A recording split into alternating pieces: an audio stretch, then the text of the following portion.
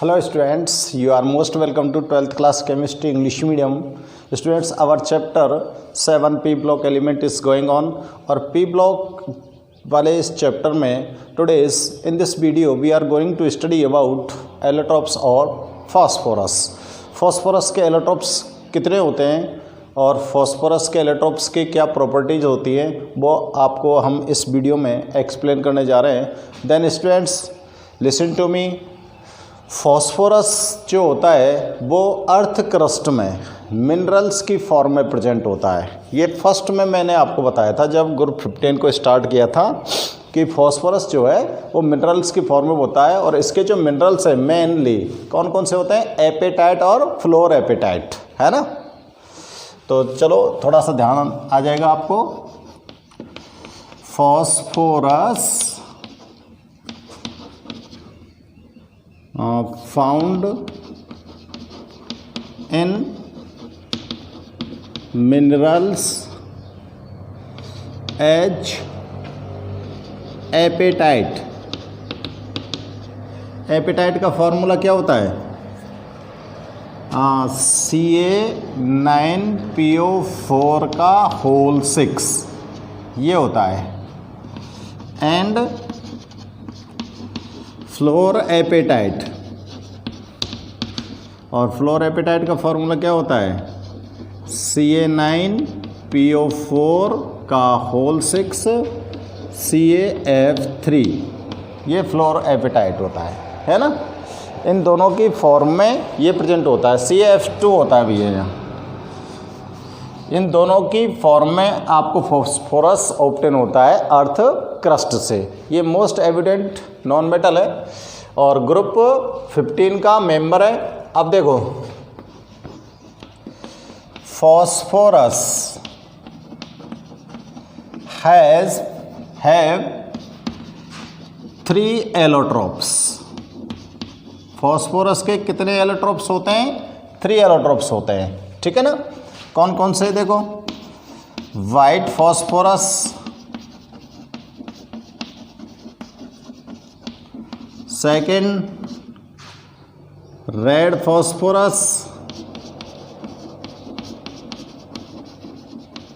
और third black phosphorus. ये 3 allotropes हैं इनके. अब देखो आपको नेचर में कौन सा मिलता है ना. नेचर में मिलता है आपको वाइट. नेचर में जो एलोट्रोप्स आपको प्रेजेंट होता है वो कौन सा होता है? वाइट. ये वाइट फॉस्फोरस होता है. इसके बारे में थोड़ा सा मैंने बताया भी था आपको उस टाइम पर कि वाइट फॉस्फोरस जो होता है ये ग्लो इन डार्क, ये रात को चमकता है. कहीं भी पड़ा होगा वहाँ से फॉस्फोरस का डिके होता रहता है. ये ऑक्सीजन की प्रेजेंस में डिके होता है और इसकी ये जो प्रोसेस होती है इसको बोलते हैं फॉस्फोरेंस. क्या बोला था हमने? फॉस्फोरेंस. ठीक है ना. क्योंकि इसका डिके, इसका ऑक्सीडेशन होता रहता है फॉस्फोरस का. और जब ये ऑक्सीडाइज होता है तो स्टूडेंट्स ये क्या होता है? ये ग्लो करता है, डार्क में ग्लो करता है. ठीक है ना. तो हम यहाँ पर स्टडी करेंगे क्या? Allotropes of phosphorus. तो अपने टॉपिक पर पहुँचे. फर्स्ट ऑफ ऑल हमारे पास जो एलोट्रोप है वो कौन सा है? White phosphorus. ठीक है ना. तो वाइट फास्फोरस को स्टार्ट करते हैं. तो पहला एलोट्रोप है अपने पास वाइट फास्फोरस. ये जो वाइट फास्फोरस होता है इसकी अपीयरेंस क्या होती है या इसकी प्रॉपर्टीज़ क्या होती हैं इसके बारे में हम नोट करते हैं स्टूडेंट्स. तो देखो यहाँ पे नोट कर रहा हूँ मैं.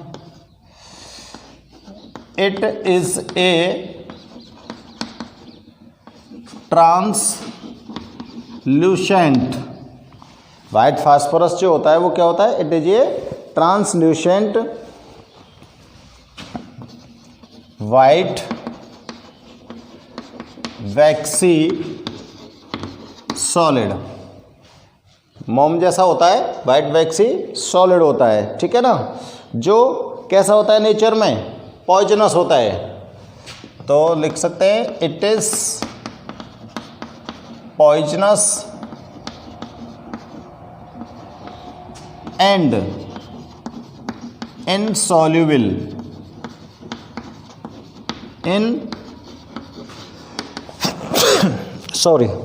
इनसॉल्युबल इन वाटर, ये वाटर के अंदर सॉल्युबल नहीं हो सकता।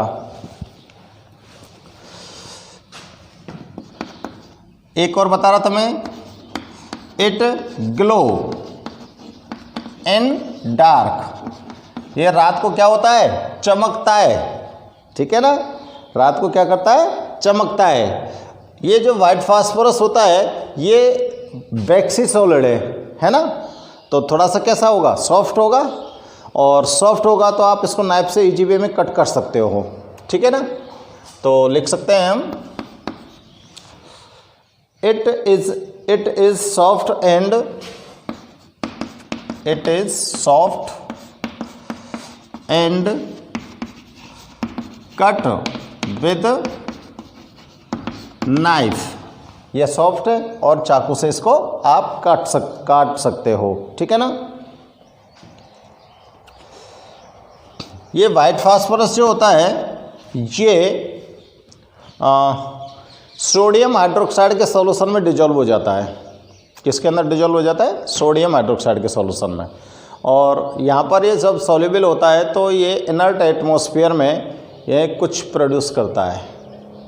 इनर्ट एटमॉस्फेयर की प्रेजेंस में वाइट फास्फोरस सोडियम हाइड्रोक्साइड के साथ डिजॉल्व होकर एक खतरनाक गैस प्रोड्यूस करता है। उस खतरनाक डेंजरस गैस को क्या बोलेंगे, फॉस्फीन। क्या बोलते हैं, फॉस्फीन, जिसको वॉर गैस के नाम से भी जानते हैं, ठीक है ना। तो देखो, it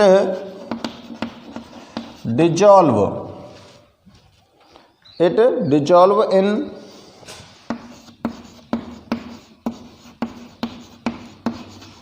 boiling sodium hydroxide, boiling sodium hydroxide के साथ डिजॉल्व हो जाएगा। और किस में डिजॉल्व होगा, इनर्ट एटमॉस्फेयर में,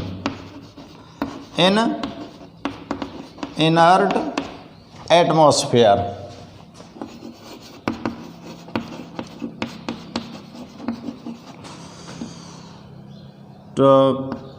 to giving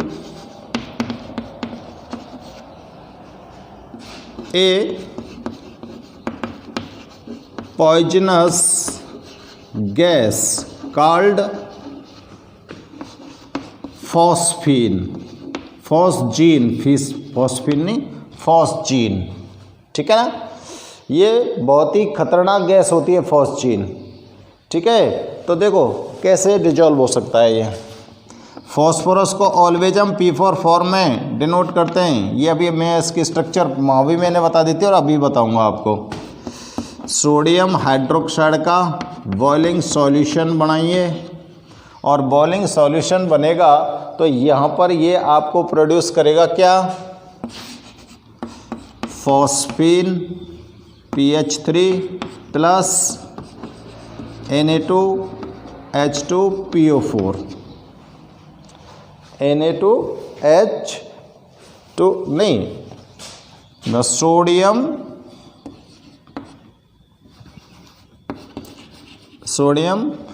H2PO4, PO है ये, मत समझ लेना इसको, PO2। बैलेंस करके देखो, यहाँ पे 3 लगा दूँ, यहाँ पे 3 लगा दूँ, और देखो 6 6 4 4 और हाइड्रोजन को चेक करो, ठीक है। ये फॉस्फीन गैस है, बहुत ही खतरनाक गैस होती है, डेंजरस गैस होती है। इसको वॉर गैस के नाम से भी जानते हैं, पॉइजनस गैस होती है।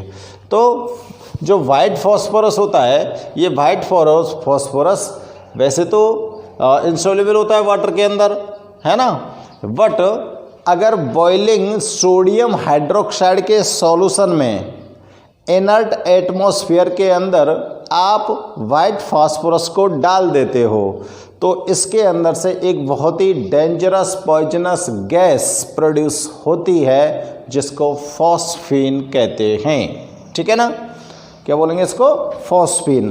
अब देखो फॉस्फोरस जो होता है वो क्या करता है? फॉस्फोरस एक बहुत ही रिएक्टिव नॉन मेटल है। कैसी नॉन मेटल है? रिएक्टिव नॉन मेटल है।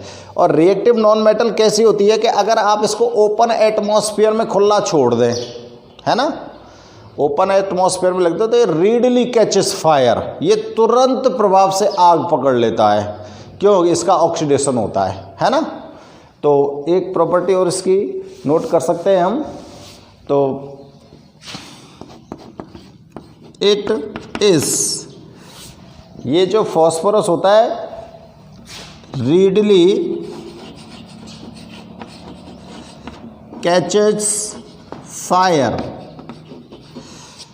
तुरंत प्रभाव से आग पकड़ लेता है in air, in open air to give, और क्या प्रोड्यूस करता है? To give dense white fumes, dense white fumes,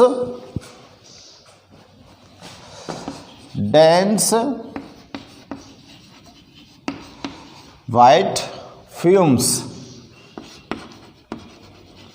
of P4O10। तो देखो रिएक्शन करा के चेक कर सकते हो आप लोग। फॉस्फोरस को आपने ओपन एयर के अंदर रख दिया, ऑक्सीजन के साथ रिएक्ट करेगा, ऑक्सीडाइजेशन होगा इसका, और तुरंत क्या करेगा? फायर को कैच कर लेगा, और फायर कैच करने के बाद एक डेंस वाइट फ्यूम बनाएगा किसकी? P4O10 की। तो ये डेंस वाइट फ्यूम होती है, डेंस वाइट फ्यूम किसकी है? P4O10 की। ठीक है ना। तो वाइट फास्फोरस के बारे में इसकी जो जनरल प्रॉपर्टीज़ हैं वो मैंने आपके सामने नोट की हैं। तो स्टूडेंट्स आप एक एक प्रॉपर्टीज़ को ढंग से चेक करो और इनको नोट करिए।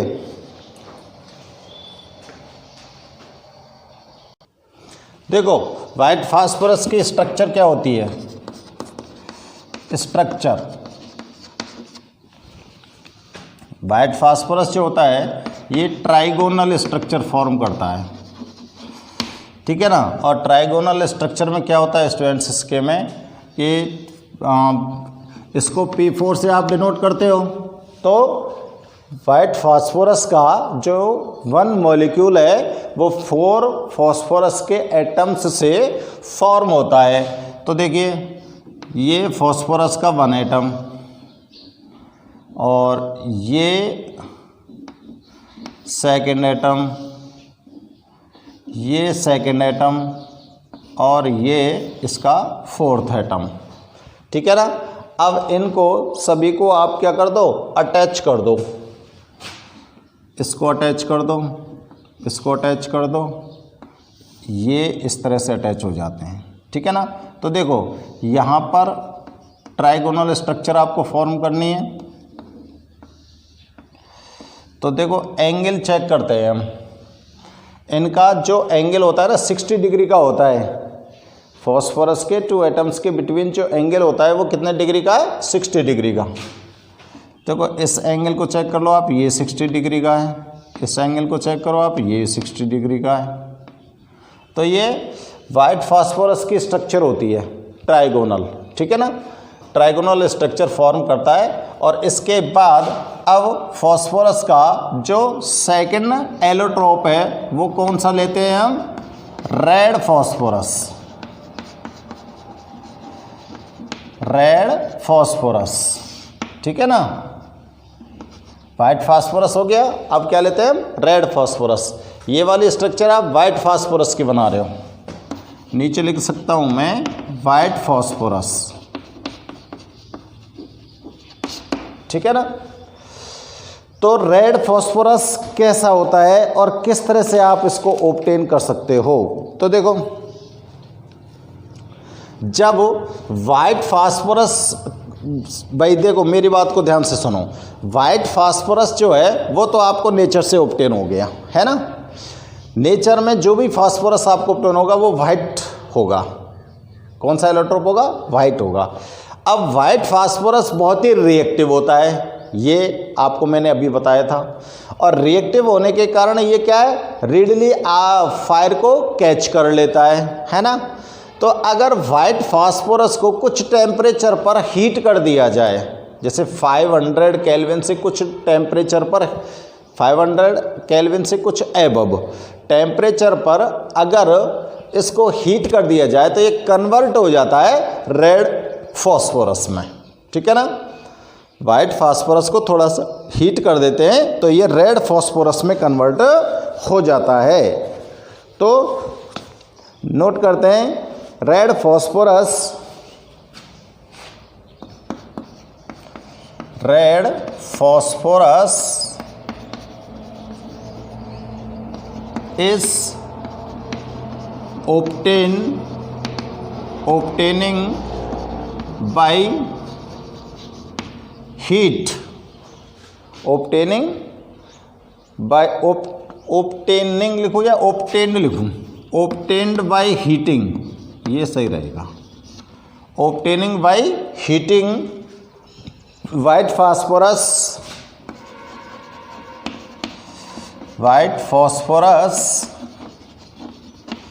at 573 केल्विन टेम्परेचर, ठीक है ना। अगर इस टेम्परेचर पर आप इसको हीट करते हो तो आपको रेड फास्फोरस ऑब्टेन हो जाएगा इन इनर्ट एटमॉस्फेयर।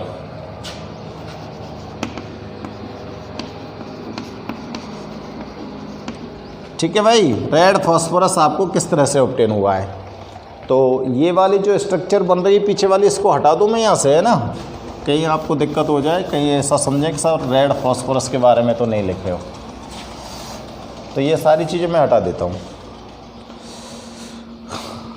हाँ जी, अब देखो ये जो रेड फास्फोरस होता है ये थोड़ा सा ग्रे कलर का, आयरन ग्रे कलर का लस्टर होता है और ये ऑर्डरलेस होता है। इसके अंदर से किसी भी प्रकार की कोई ऑर्डर नहीं आती है हमको। तो नेक्स्ट पॉइंट में हम लिख सकते हैं यहाँ पर, it is iron grey lustre. कैसा होता है? आयरन ग्रे लस्टर होता है और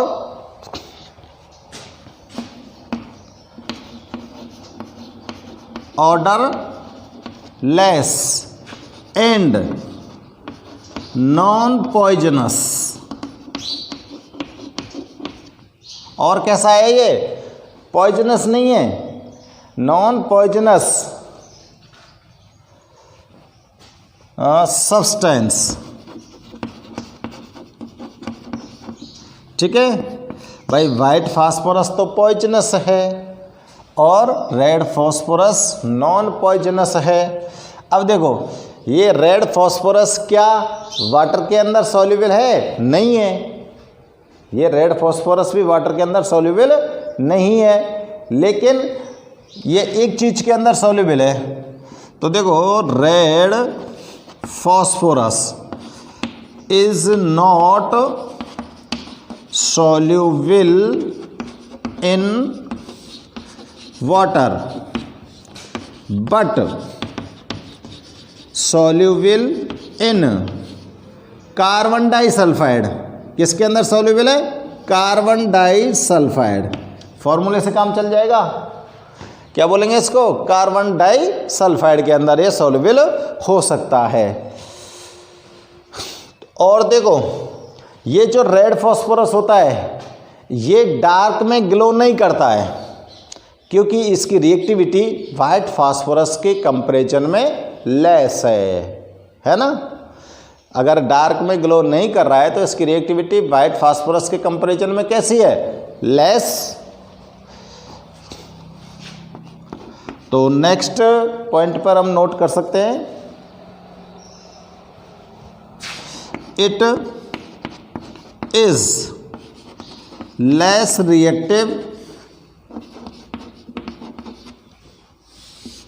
as compare to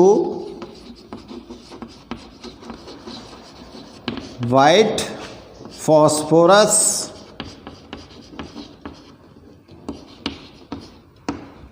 so it can't glow in dark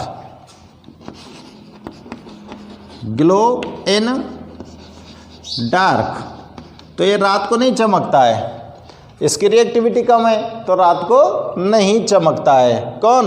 red phosphorus.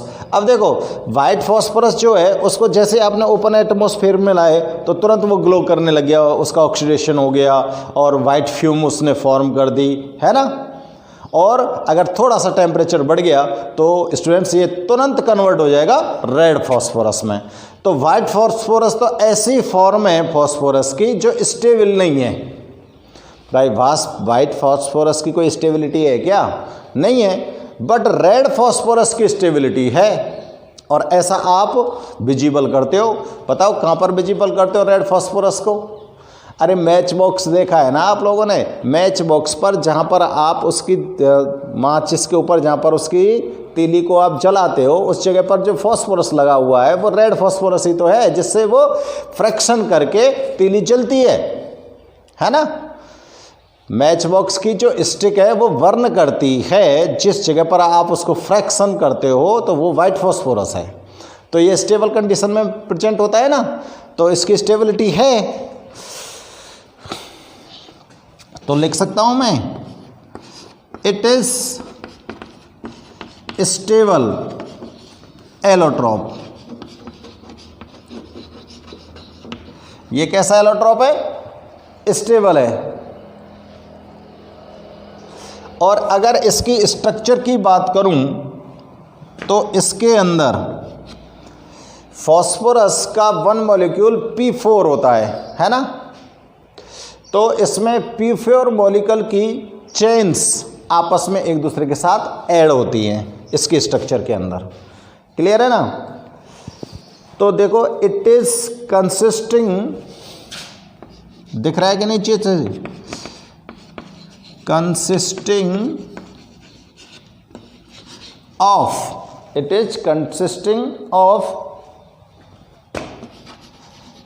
chain P4 की जो चेन है उसको ये कंसिस्ट करके रखता है। और P4 कैसा होता है? टेट्राहेड्रल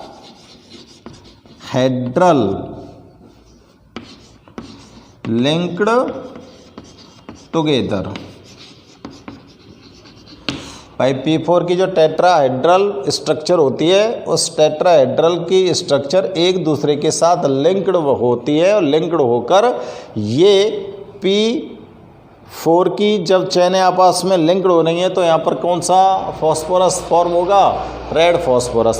तो रेड फॉस्फोरस की स्ट्रक्चर को अगर हम चेक करें तो देखो आप इसको एक बार नोट करो, मैं इसकी स्ट्रक्चर आपको फॉर्म करता हूँ, है ना। नोट करिए इसको फटाफट से। तो देखो भाई रेड फॉस्फोरस की स्ट्रक्चर देखते हैं। स्ट्रक्चर ऑफ रेड फॉस्फोरस किस तरह से आप बना सकते हो इसको? तो देखो P4 जो ट्राइगोनल स्ट्रक्चर है उसको लिंक करना है बस, और कुछ नहीं करना है। तो देखो ये फॉस्फोरस और ये फॉस्फोरस, ये आपकी ट्राइगोनल स्ट्रक्चर फॉर्म हो गई, है ना।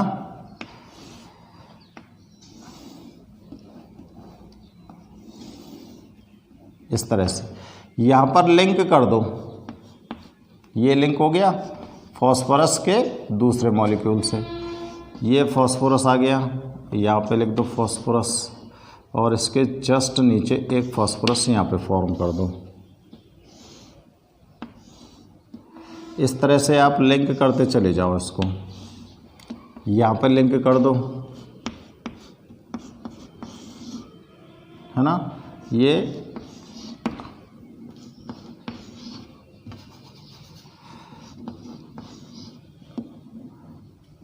इसके जस्ट नीचे यहाँ पर थोड़ा सा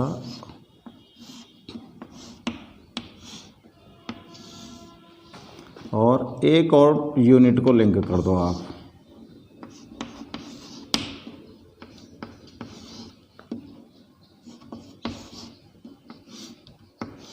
एंगल का पता ही है आपको भाई, वाइट में जो लिखा था वही एंगल होगा, ठीक है ना। तो ये रेड फॉस्फोरस में इस तरह से इसकी जो P4 यूनिट्स हैं वो एक दूसरे के साथ लिंक हो जाएंगी और लिंक होकर इस तरह का एक मॉलिक्यूल फॉर्म करेंगे और ये चेन बन जाएगी स्टूडेंट्स। और चेन बन जाएगी तो इसकी स्टेबिलिटी हो जाती है रेड फॉस्फोरस की, ठीक है ना। तो ये हो गया रेड फॉस्फोरस के बारे में भैया। अब देखो आप लोग 2 एलोट्रोप्स यहाँ पर पढ़ चुके हो और जो थर्ड एलोट्रोप है स्टूडेंट्स वो क्या है, ब्लैक फॉस्फोरस।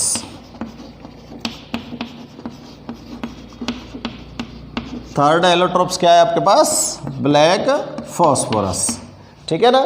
तो ब्लैक फॉस्फोरस को चेक करते हैं अब।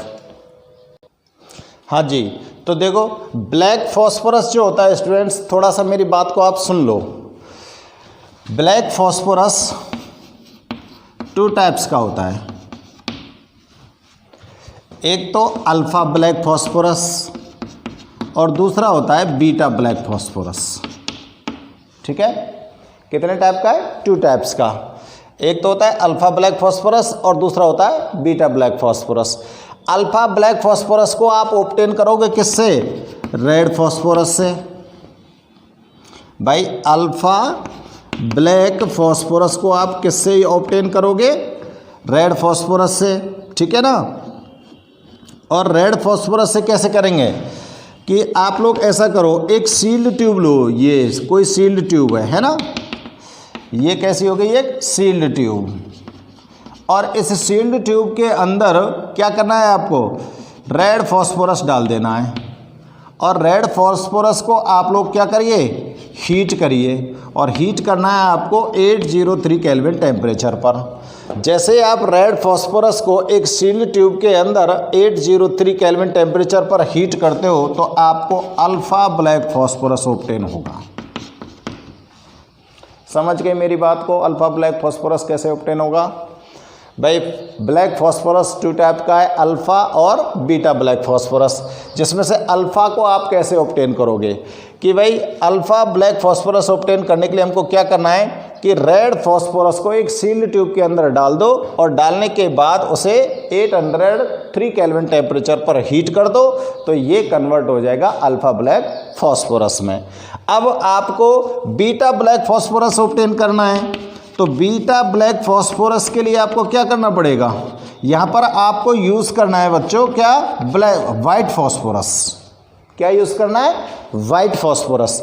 और वाइट फॉस्फोरस को आपको हीट करना है, वाइट फॉस्फोरस को हीट करना है हाई प्रेशर पर, हीट एट हाई प्रेशर।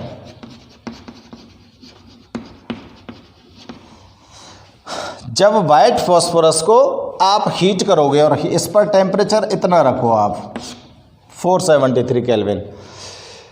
जब वाइट फॉस्फोरस को आप 473 केल्विन टेम्परेचर पर हाई प्रेशर पर हीट करते हो तो स्टूडेंट्स ये कन्वर्ट हो जाता है बीटा ब्लैक फॉस्फोरस में। किस में कन्वर्ट हो जाता है, बीटा ब्लैक फॉस्फोरस में।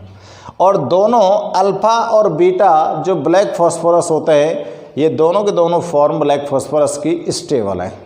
दोनों के दोनों फॉर्म कैसी है, स्टेबल है। और अगर इनकी स्ट्रक्चर की अगर हम बात करें तो ये लेयर्स की फॉर्म में प्रेजेंट होती हैं, डाई लेयर्स होते हैं इसमें। जैसे यहाँ पर ये एक लेयर हो गई ना, इसके नीचे या ऊपर अदर लेयर प्रेजेंट होगी, है ना। इस तरह से लेयर्स की फॉर्म में प्रेजेंट होते हैं कौन, फॉस्फोरस के जो लिंक्ड होती है ना, चेन लिंक है, ये लिंक्ड चेन हो गई। और इसके नीचे अगर एक लेयर और बना दो, उसके नीचे एक लेयर और बना दे, उसके नीचे एक लेयर और बना दे, इस तरह से की जो लेयर्स बनेंगी वो किसके अंदर बनती हैं, ब्लैक फॉस्फोरस के अंदर बनती हैं, है ना। तो आपको ध्यान में आ गया होगा फॉस्फोरस के कितने एलोट्रोप्स होते हैं, 3 एलोट्रोप्स होते हैं, वाइट फॉस्फोरस, रेड फॉस्फोरस और ब्लैक फॉस्फोरस। फॉस्फोरस के मिनरल्स को हमको ध्यान में रखना है।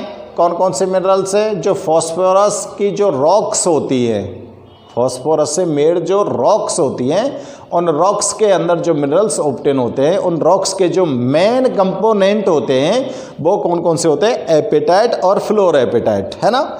ये दोनों के दोनों कंपोनेंट उन फॉस्फोरस रॉक्स के अंदर प्रेजेंट होते हैं और वहाँ से आप फॉस्फोरस को ऑब्टेन करते हो। फॉस्फोरस के 3 एलोट्रोप्स में से वाइट फॉस्फोरस जो होता है वो कैसा होता है? वो अनस्टेबल होता है। कैसा है? अनस्टेबल। फॉस्फोरस के तीनों एलोट्रोप्स में से वाइट फॉस्फोरस अनस्टेबल है, बाकी रेड और ब्लैक दोनों कैसे फॉर्म में? स्टेबल फॉर्म में, ठीक है ना। वाइट फॉस्फोरस खतरनाक है, पॉइजनस है और मोर रिएक्टिव है। रीडली रिएक्ट कर जाता है ओपन एयर में और रीडली रिएक्ट करके ये वाइट फ्यूम देता है किसकी? P4O10 की, ठीक है ना। और वाइट फॉस्फोरस अनस्टेबल होने के कारण ये क्या है? कन्वर्ट हो जाता है तुरंत किसके अंदर? रेड के अंदर, ठीक है ना। तो आपको रेड फॉस्फोरस किससे ऑब्टेन करना है? वाइट फॉस्फोरस से ऑब्टेन करना है। और स्ट्रक्चर की अगर बात करें तो फॉस्फोरस की जो स्ट्रक्चर होती है वो ट्राइगोनल होती है, जिसमें फॉस्फोरस के जो एटम्स होते हैं उनके बिटवीन जो बॉन्ड एंगल होता है वो 60 डिग्री होता है, ठीक है ना। और ब्लैक फॉस्फोरस आपने यहाँ पर 2 टाइप्स का स्टडी किया है स्टूडेंट्स, अल्फ़ा ब्लैक और बीटा ब्लैक फॉस्फोरस।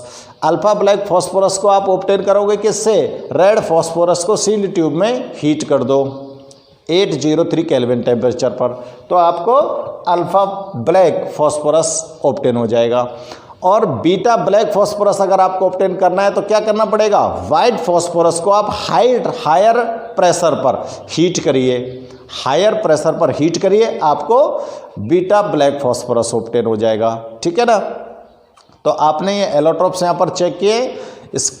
तो आज की इस वीडियो को मैं यहीं पर फिनिश कर रहा हूँ और नेक्स्ट वीडियो में मैं आपको फॉस्फोरस के कुछ एक सब्सटेंस है उनके बारे में एक्सप्लेन करेंगे। ओके।